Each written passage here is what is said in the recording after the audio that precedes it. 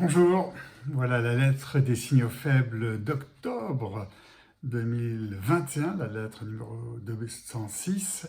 On va parler des signaux faibles de la COP 26 de Glasgow, de Facebook qui vient empêtrer, de l'industrie aéronautique française, de la Chine et de ce que nous faisons, et ensuite de Walmart, le retailer, face à Amazon, le e-tailer.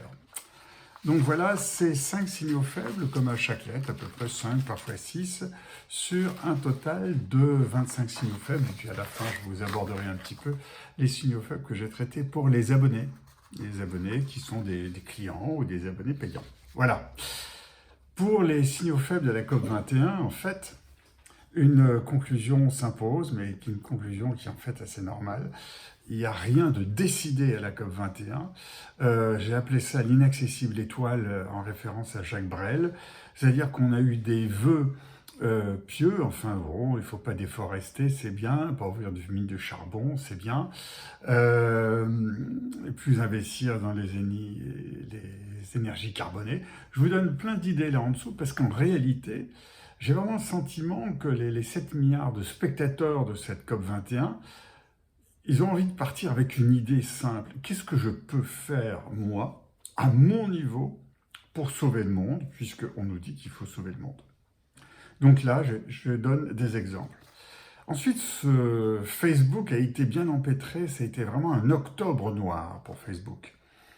On résume en tout cas les 4 signaux faibles que j'ai notés. Les 4 signaux de Facebook. Le premier, c'est la monnaie virtuelle Libra, qui était appuyée sur la monnaie Diem, est devenue Novi, appuyée sur le Paxos, dollar, un stablecoin indexé sur le dollar. Donc c'est un projet pilote bien moins ambitieux qu'il était au départ. Ensuite, on a dans ce mois d'octobre toujours Frances Haugen, lanceuse d'alerte qui a travaillé donc chez Facebook et qui dénonce la manipulation par algorithme des informations dont certaines ont abouti en l'envahissement du Capitole en janvier 2021 et de l'addictologie des réseaux Facebook, donc en particulier Instagram, en toute connaissance de cause du groupe, ainsi que de 15% de faux comptes. De ce côté-là, il y a eu pas mal de choses, c'était assez lourd au mois d'octobre. Et puis, il y a eu la méga panne de Facebook, début octobre, vous la connaissez. Et puis, quatrième point, le groupe change de nom pour s'appeler Meta, par rapport au métaverse, sa volonté d'aller vers le métaverse, qui est un monde virtuel en 3D. Et Zuckerberg pourrait éventuellement réussir ce qui est déjà mort depuis plusieurs fois, depuis une vingtaine d'années, par exemple Second Life, même s'il survit dans un petit coin. C'est quand même un détournement d'attention. Avec 19 milliards de bénéfices nets en 2020, soit plus 58%, et son obsession du profit, Facebook fait figure d'ogre malfaisant, surtout pour les régulateurs. Les 4 points relevés que je vous ai énumérés témoignent des répercussions dans son malaise interne, amplifié début novembre par son recul sur la reconnaissance faciale. C'est important ça, ce recul sur la reconnaissance faciale, dont les médias n'ont pas tellement parlé. C'est une profonde remise en cause de son management, en réalité. Les autres GAFAM ne sont pas sur cette faiblesse. Les autres GAFAM ont changé de manager, pas Facebook. En réalité, Zuckerberg peut être débarqué, ou le groupe peut être éclaté.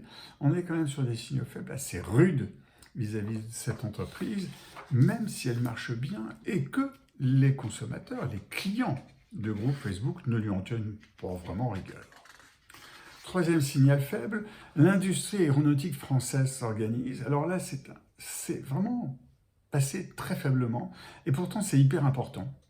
C'est un signal faible passé très fort et pourtant passé très faible et pourtant très fort. Le contexte l'exige. D'une part, Airbus et Boeing vont lancer les successeurs du 321 et du 737, et d'autres constructeurs vont émerger en Chine, en Inde, etc. Et d'autre part, l'aviation elle-même est bousculée par de nouvelles techniques comme les drones, les dirigeables, Hyperloop, et aussi par des prix plus élevés liés à une taxe sur le kérosène qui risque vraiment d'apparaître, ou sur les nouvelles énergies qui sont plus chères, comme l'hydrogène. L'aéronautique de demain n'est pas la suite de celle d'aujourd'hui. Donc, ce qui s'est passé, c'est sans doute sous l'impulsion du gouvernement, une impulsion de l'État. Airbus, Safran, Dassault Aviation et Thales sont les locomotives, effectivement, le mot est plutôt sympathique, de cette nouvelle filière aéronautique. Tout l'intérêt de ces PME qui se regroupent tient dans leur hyperspécialisation et donc dans leur complémentarité qui se retrouveront dans les appels d'offres internationaux et la force multipliée de budget de recherche et de développement. Donc en gros, on rassemble un certain nombre d'entreprises que je ne cite pas ici, qui sont des entreprises hyper spécialisées de l'aéronautique, qui fonctionnent très très bien dans leur coin, mais tout ensemble, elles peuvent faire quelque chose de très fort. Et donc cette organisation de l'industrie aéronautique française, pour moi, c'est un signal faible. Signal faible 4, on critique la Chine, mais on ne fait pas mieux. Pour répondre à la forte demande mondiale des produits, la Chine fait tourner des centrales à charbon dont la tonne est passée de 55 $ à 220 $, qui est malgré ce record encore moins cher que le gaz, qui lui est moins polluant. On critique la Chine, mais on pourrait ne pas importer ses produits, donc sa pollution, ou éventuellement taxer sa pollution. C'est un sujet sur lequel je suis déjà venu. L'hiver a été froid en Chine, l'été a été chaud, le chauffage puis la climatisation ont fonctionné à fond là-bas. Nous aussi, on critique, mais on installe des climatisations à tour de bras et on considère comme le futur est largement appliqué, c'est quelque chose de bizarre dans ce que j'ai copié. On considère ces climatisations. On installe des climatisations à tour de bras. Le signal faible 5, Walmart, le retailer face à Amazon, le e-tailer, en réalité, en 2012, donc il y a 9 ans, Walmart arrêtait la vente de la tablette Kindle d'Amazon. Ça a été le signal de la réaction de Walmart face à un concurrent qui était à l'époque 6 fois plus petit, mais avec une croissance 5 fois plus rapide. 9 ans plus tard, donc en 2021, la croissance des ventes en ligne de Walmart est 5 fois plus rapide que celle d'Amazon. Bien sûr, elles sont beaucoup plus faibles, mais 5 fois plus rapide. Pendant 4 ans, les deux monstres pourraient avoir, dans 4 ans, le même poids sur le commerce en ligne. Il faut ajouter à ça que Walmart a un atout formidable avec 5339 magasins, les prix bas et les retours simplifiés. L'atout d'Amazon, lui, est dans l'abonnement Prime et bien sûr Prime Video. Walmart vend plus d'épiceries, Amazon plus de vêtements et des compléments alimentaires et des produits de beauté et de soins. Pour l'instant, les marketplaces n'ont que 7% de vendeurs communs. Donc c'est intéressant, on a affaire à deux entreprises qui, sur le e-commerce, ne se ressemblent pas vraiment, même si elles font le même métier. Strictement sur le e-commerce, Walmart a fortement redressé ses positions. Amazon, au troisième trimestre 2021, est principalement assis sur la rentabilité du cloud, AWS, qui ne représente que 15% de son chiffre d'affaires et qui le nourrit. Dans 4 ans, donc 2025, le nouvel atout d'Amazon, donc les deux sociétés pourraient être au même niveau de chiffre d'affaires. Dans 5 ans, dans 4 ans, 2025, le nouvel atout d'Amazon pourrait être sa clé d'entrée sur Internet. C'est-à-dire qu'il pourra dire à ce moment-là, vous allez sur Internet, vous passez par moi. Il aura une constellation Kuiper de Blue Origin qui pourra éventuellement être conséquence. Le consommateur achètera durant la pause de la série ou du match sans s'interroger s'il achète ou pas sur Amazon. Donc on va passer, lorsque Walmart pourrait rattraper Amazon en termes de chiffre d'affaires, on va passer sur un monde différent où Amazon aura mis son ticket d'entrée, son système d'entrée sur un autre système. Une fois de plus, l'innovation aura peut-être payé pour Amazon et c'est quand même quelque chose d'assez remarquable pour cette entreprise. Voilà. Ensuite, il y avait la forêt à l'image du mal français. Il y a un petit article intéressant dont je vous mets le lien. Agriculture et agriculteurs, deux discours en France Voilà ce que j'ai développé. On a vraiment deux discours là-dessus. La banque est très fortement secouée. Un marché caché et la vente à domicile.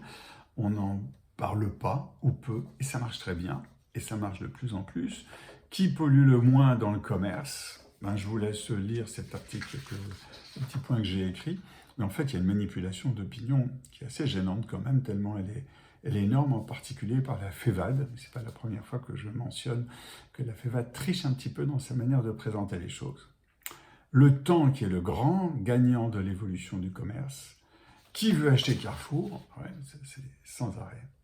Enfin, c'est qui veut acheter Carrefour, ou quand est-ce que les actionnaires de Carrefour vont retrouver leurs billes, ou quand est-ce qu'Alexandre Bompard touchera sa prime. La fin d'automobiles construites en Europe, le lancement de la nouvelle mobilité en Europe, les vacances de la Toussaint, ça vous a plu?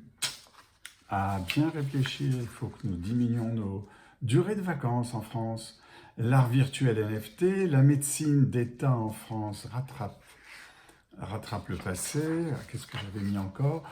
Les jouets de Noël, puis une licorne française, je vous la mentionne, Dental Monitoring, extraordinaire, une autre licorne, pas encore licorne, Géocorail, je vous conseille de voir ce que c'est, la gestion de l'eau, le tout électrique, une idée contre-intuitive pour sauver le monde des dangers climatiques. La guerre du futur sera douce.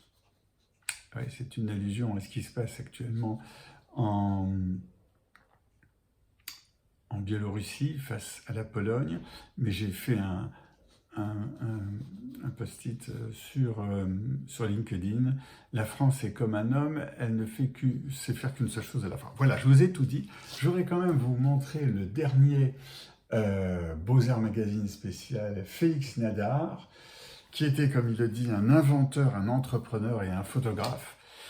Un domaine qu'on ne voit plus tellement en France, malheureusement. On a quand même des entrepreneurs, des inventeurs et des photographes.